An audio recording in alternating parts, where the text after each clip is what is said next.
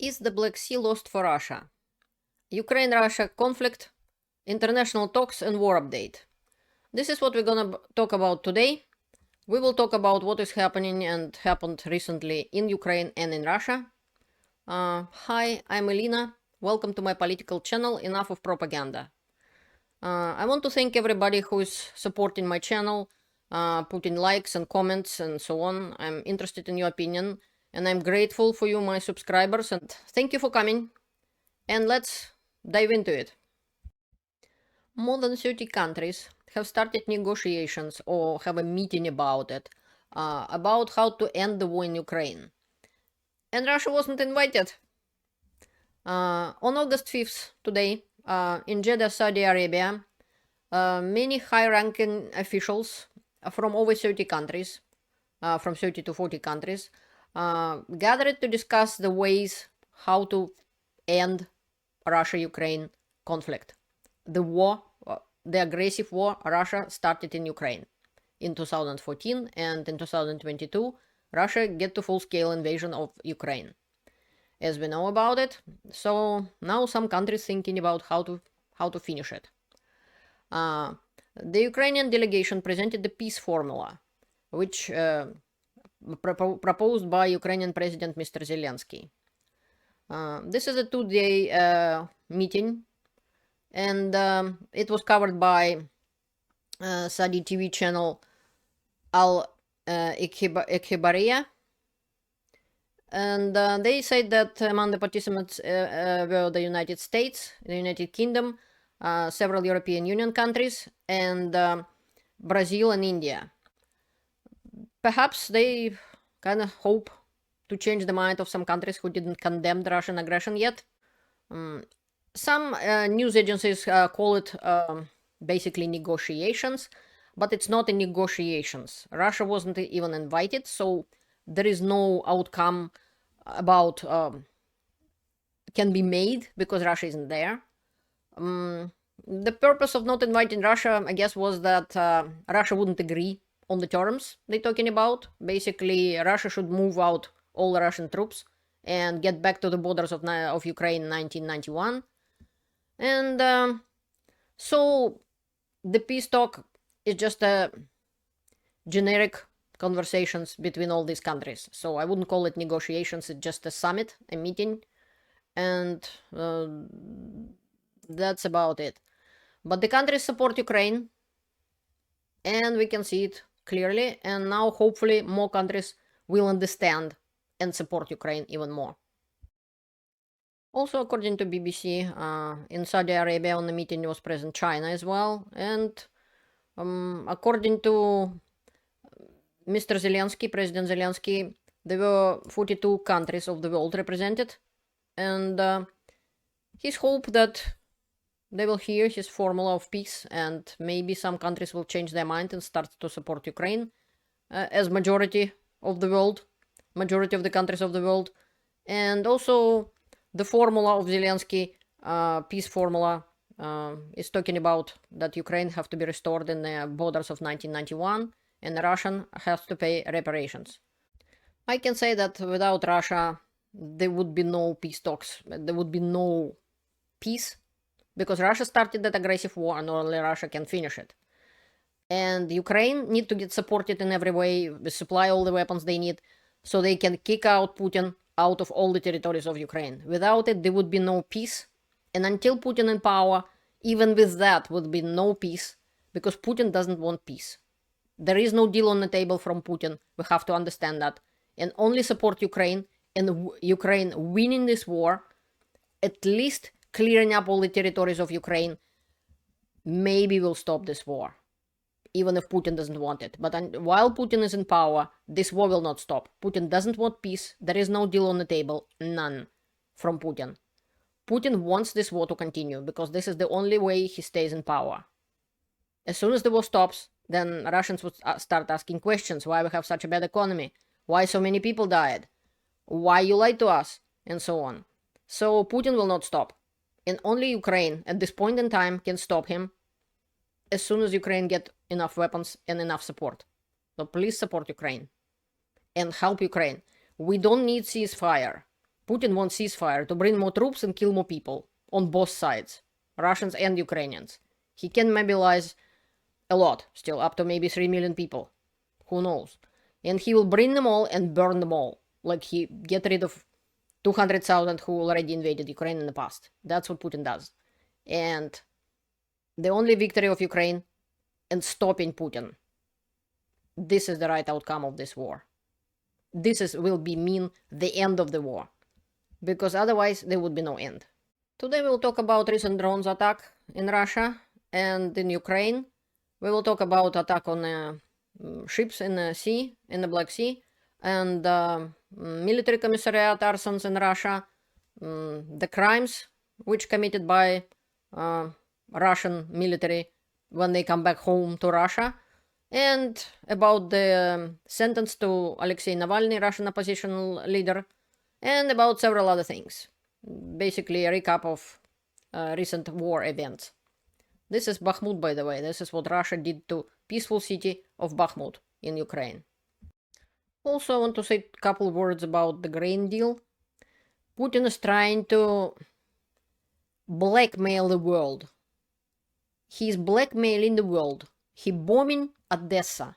He bombing terminals which hold the grain. He threatening the world with a starvation. Bunch of countries in Africa, hundreds of millions of people gonna get starved. This is what Russia does. On one side, he thinking of himself like he's tough guy. He can dictate the world what to do. That's not gonna happen. But he showed the whole world what Russia is, what Russia does.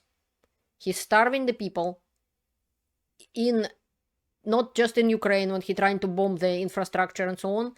He tried to starve the other countries. That is why we have to support Ukraine. That is why we need to support Ukraine. Because we need to stop Putin. It doesn't matter if Putin will come back to the grain deal or not.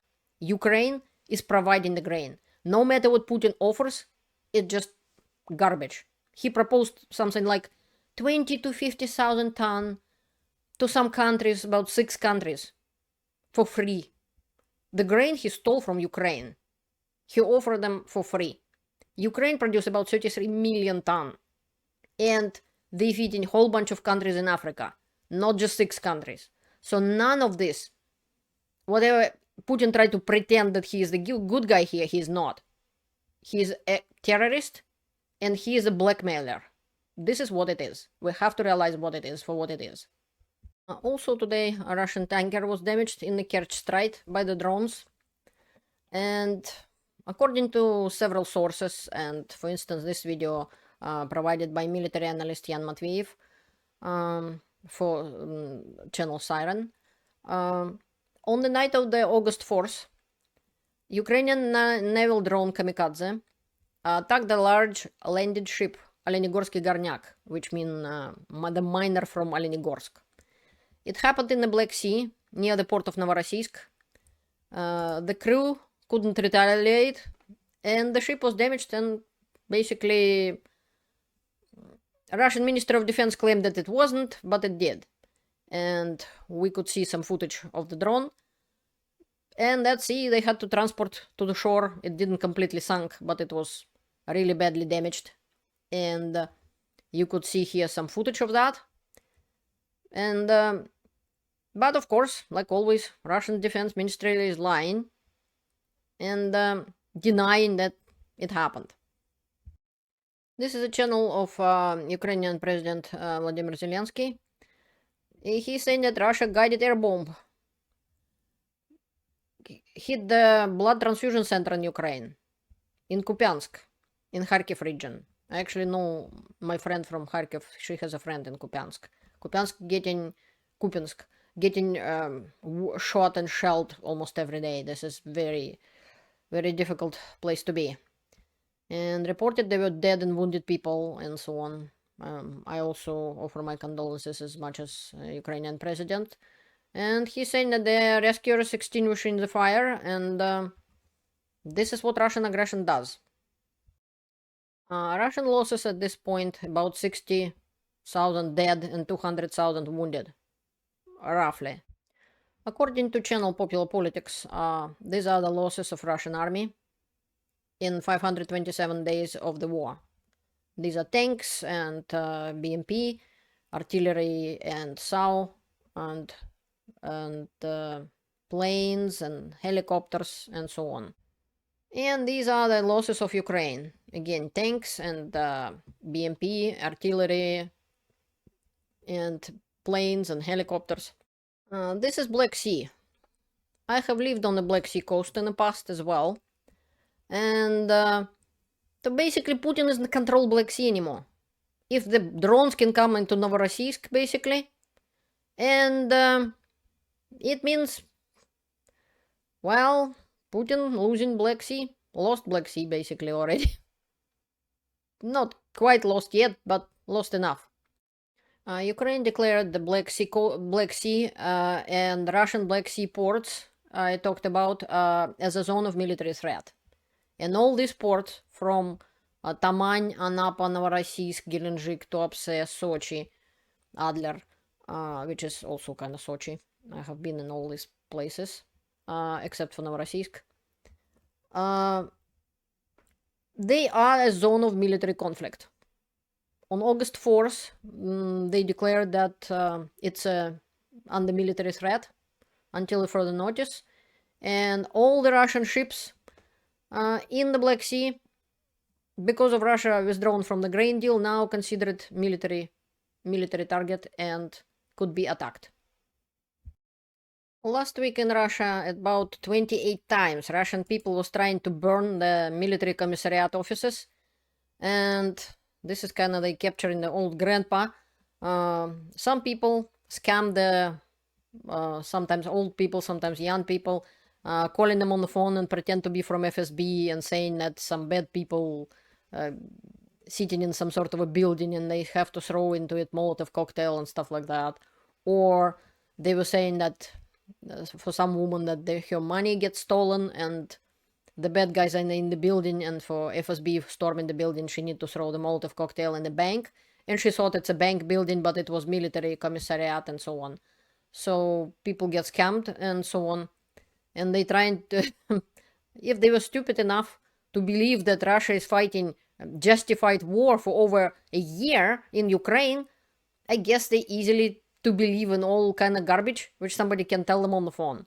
And people get arrested for trying to burn those offices when somebody told them that they have to do it.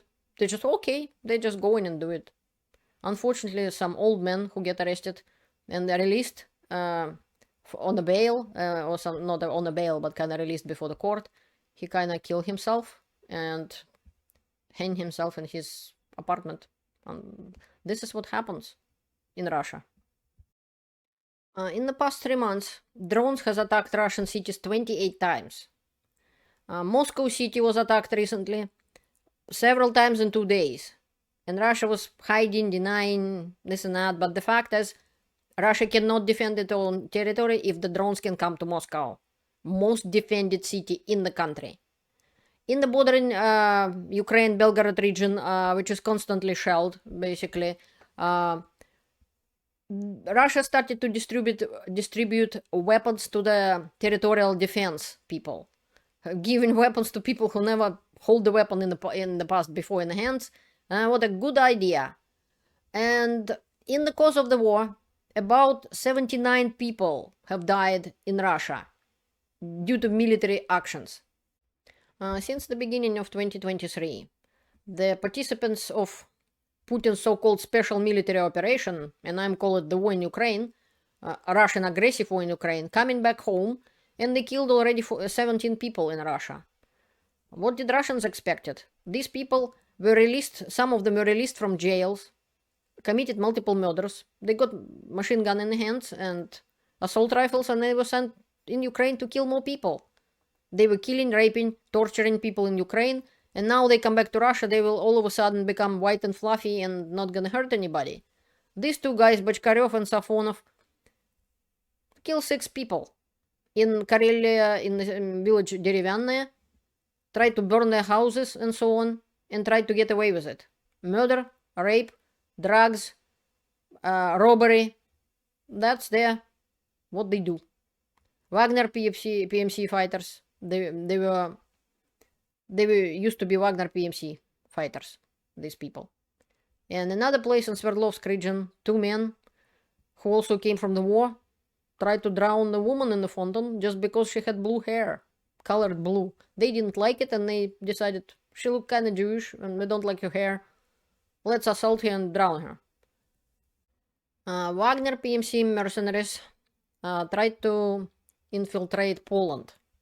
That's what Polish Ministry of Foreign Affairs said, from the territory of Belarus. That is why Poland deploying more and more troops on the border and kind of trying to look after the border with Belarus at this point in time. And that's what Pavel Yablonsky, Deputy Minister of Foreign Affairs, said. And on August 2nd, 2 helicopters flew from Belarus to Poland territory, which is basically attacked NATO country. But they wasn't knocked down yet. And but the Belarus kind of was warned about it. They kind of pretending it didn't happen, but it did. I don't see the big concern about that because basically Russia, that's what Russia did all the time. Every day they trying to either harass some sort of a ships in the sea belong to NATO, or they practicing nuclear strike maneuvers on the neutral country Sweden, which wasn't even at the time thinking about joining NATO and so on. So, but the Poland should watch their border, and with Belarus, for example, I think they have a point about that.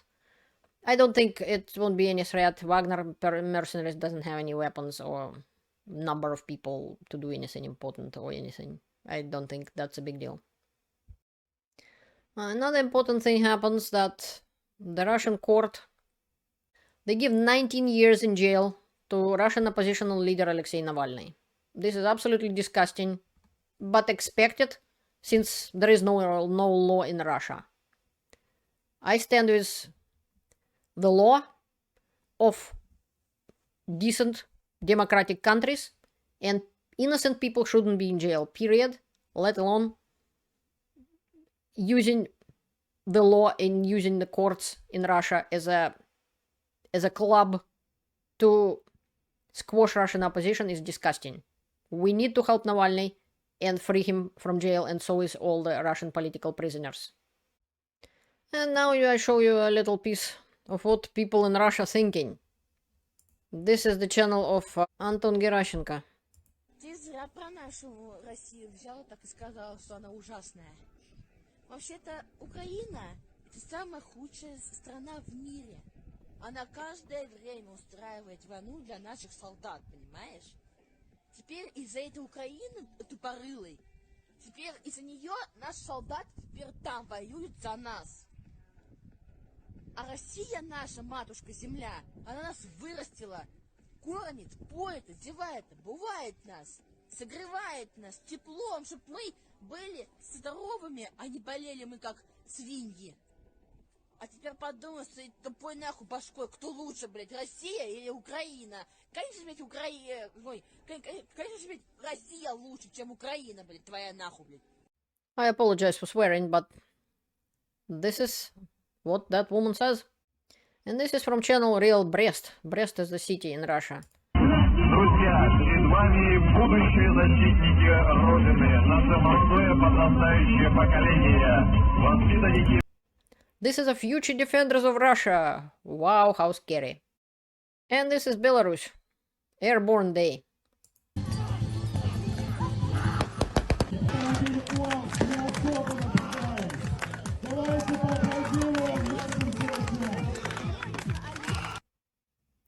Well, now we see why people in Russia and in Belarus don't think very much with their head. I guess it was damaged too much, perhaps. That is why, over 500 days into the war, they're still thinking that Ukraine make Russian people go to Ukraine and kill Ukrainians and die there. What a bad, bad country of Ukraine. Thank you for watching my channel. Please help Ukraine.